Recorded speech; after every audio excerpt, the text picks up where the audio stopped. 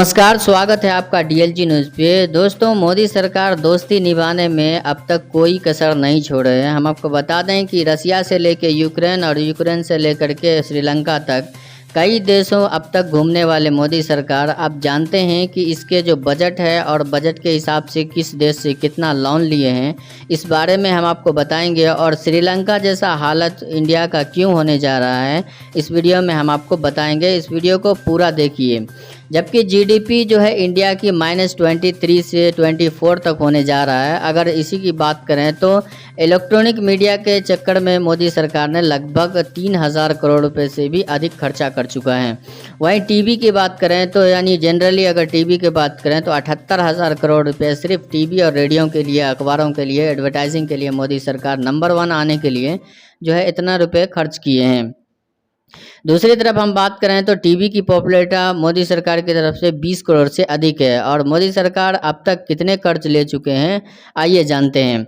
मोदी सरकार पिछले साल लगभग 20 लाख करोड़ रुपए अब तक कर्ज ले चुके हैं। पहले ही 2010 में लगभग जो है 21 लाख करोड़ रुपए थे जब कांग्रेस की सरकार थी, लेकिन अब वो बढ़ के 21 लाख से 42 लाख करोड़ रुपए तक पहुंच गई है। अगर उसी को बराबर बांटे तो हर एक इंडिया के खाते में यानी एक इंडियन में 98,776 रुपये बंटवारे में होंगे। यानी अगर 130 करोड़ की आबादी हम आपको बता दें तो 130 करोड़ की आबादी में, जनसंख्या की आबादी में एक व्यक्ति पर जो है पर व्यक्ति 78,776 रुपये का पड़ेगा। यानी इतना ज़्यादा कर्ज मोदी सरकार ले चुके हैं और इंडिया में इतना ज़्यादा कर्ज हो चुका है। अगर इसी तरह चलता रहा तो इंडिया का लगभग श्रीलंका जैसा हालत होना तय है। और इसी तरह से अगर कंटिन्यू लोन जो है इंडिया ने उठाया है बाहरी तौर पे, उन सभी लोनों को अगर नहीं चुकता करते हैं तो श्रीलंका हालत जिस तरह से श्रीलंका में हो रहा है उसी तरीके से चावल, दाल, आटा जो भी है वो सभी चीज़ों की रेट जो है आसमान छुएंगे। आने वाले ज़्यादा वक्त नहीं है, 1 साल के अंदर अंदर अगर ये चीज़ नहीं होता है तो लगातार रेटों का सिलसिला जारी रहेगा। चाइना दिमाग से काम लेकर के देशों को हड़पने के लिए तैयार है। हम आपको बता दें कि चाइना ने 42 देशों को अब तक 82 अरब डॉलर का कर्ज दिया था, लेकिन अब वो कर्ज जो है 385 अरब डॉलर हो चुका है। यानी अब बढ़कर उसका सूद मिला करके 385 अरब डॉलर हो चुका है। यानी कि 10 साल में चाइना ने 300 अरब डॉलर कमाए हैं। अब तक अगर इसी तरह से लगातार बढ़ता रहा तो इंडिया पे भी काफ़ी बोझ पड़ सकता है। हम आपको बता दें कि इंडिया ने 5 अरब डॉलर लिए थे, जिसमें से लगातार अब बढ़ता हुआ जा रहा है। लगभग 42 लाख करोड़ रुपए का कर्ज हो चुका है। अगर इसी तरीके से कर्ज बढ़ता रहा तो 2023 से 24 तक में इंडिया का भी यही हाल होने वाला है, जिस तरह से श्रीलंका का हुआ था। आप देख सकते हैं कि श्रीलंका में 42 अरब डॉलर का श्रीलंका को देना है। और श्रीलंका के एग्रीमेंट के हिसाब से जब श्रीलंका ने पैसा उठाया था तो उस एग्रीमेंट में लिखा हुआ है कि चाइना 4 अरब डॉलर जो है अभी 4 मिलियन डॉलर इसी साल देने का, यानी 2022 का टाइम है देने का।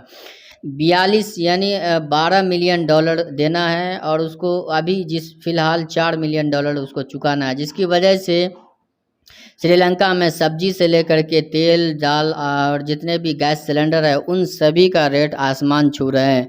हम आपको बता दें कि लगातार सिलेंडर का रेट 12,000 पार कर चुका है श्रीलंका में।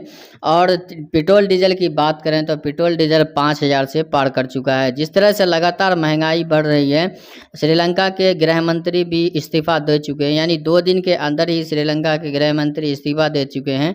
और जिस तरह से अहिंसक यानी लोग जितने भी ताबड़तोड़ हमले कर रहे हैं, ना तो पुलिस प्रशासन किसी की भी बात नहीं सुन रहा है, क्योंकि जिस तरह से महंगाई है, अगर गरीब आदमी पूरी तरीके से ख़त्म हो जाएगा। आप देख सकते हैं कि आप रोज़मर्रा की ज़िंदगी के लिए और जो बिजनेसमैन है उन सभी पेट्रोल डीजल नहीं मिलने के कारण अब बड़ा बड़ा डब्बा लेकर के पेट्रोल पंप पर पहुंच चुके हैं। चाइना ने ऐलान किया है कि 2022 के लास्ट में श्रीलंका को 4 अरब डॉलर चुकाना है। अब आपको बता दें कि लगातार इंडिया में भी उत्तर प्रदेश और महाराष्ट्र में सबसे ज़्यादा कर्ज चाइना से लिए हुए हैं। तीसरे नंबर पर तेलंगाना है, जैसे तेलंगाना का लगभग 4 लाख करोड़ रुपए जो है चुकाना है तेलंगाना को। जिस तरह से अगर इसी तरीके से बढ़ता रहा तो लगातार इंडिया का भी वही हाल हो सकता है। हम आपको बता दें, उत्तर प्रदेश, महाराष्ट्र और तेलंगाना अगर देश का हिस्सा न होता तो अब तक ये तीनों स्टेट बर्बाद हो चुके होते। वहीं गृह मंत्री जिस तरह से लगातार आवाज़ उठा रहे हैं और मोदी सरकार ने कहा है कि हमें इस पे जीडीपी पे और इस तरह से खर्च पे ध्यान देना होगा। हर स्टेट को जितने भी फ्री सेम है यानी फ्री वाला सिस्टम है उन सभी को ख़त्म किया जा सके। हालांकि मीडिया का जिस तरह से लगातार मोदी अपने प्रचार में पैसा खर्च कर चुके हैं, अगर ये पैसा अगर नहीं खर्च होते तो आज इंडिया का ये हाल नहीं होता। हम आपको बता दें कि आने वाले कुछ ही दिनों में इंडिया का वही हाल होने वाला है जिस तरह से श्रीलंका और आजकल रसिया में देखने को मिल रहा है। अगर नहीं चुकाते हैं, अगर लोन नहीं चुका पाते हैं इंडिया, तो शायद हो सकता है कि हमला श्रीलंका